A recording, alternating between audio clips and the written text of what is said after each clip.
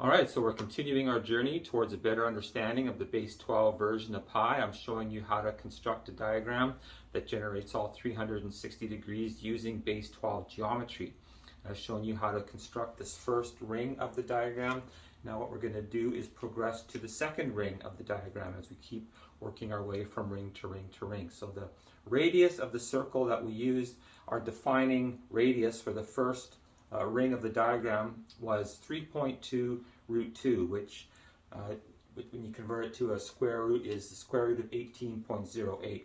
So for the next ring of the diagram, we're going to multiply that by 2. So we go 2 times 3.2 root 2, which is 6.4 root 2. So that translates to a square root of 68.28 root 2. So we use that specific lattice point and draw our first circle. Then we add the length of 0.5 root 2 at a 90-degree angle to that line, applying the Pythagorean theorem. So that distance is the square root of 0.42.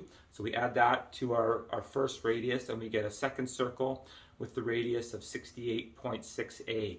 So that is also a point that's generated, or is an actual lattice point, and we use that point to create our next circle. So we have two rings, and those rings are crossing all of the degree lines that we've already established from our first, from our first original geometric pattern, that seed of life pattern. We're still using all of these red lines that are coming out. So that's the 15, 30, 45, 60 degree angles. Again, I'm saying them in base 10.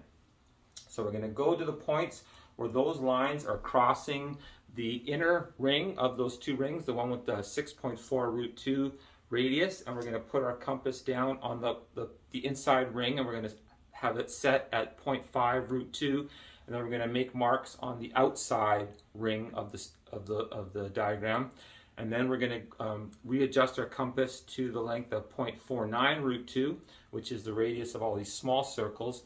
And then we're going to put it down on the points that we just marked, and we're going to draw all those more circles. Basically 2 more small circles on either side of the degree line.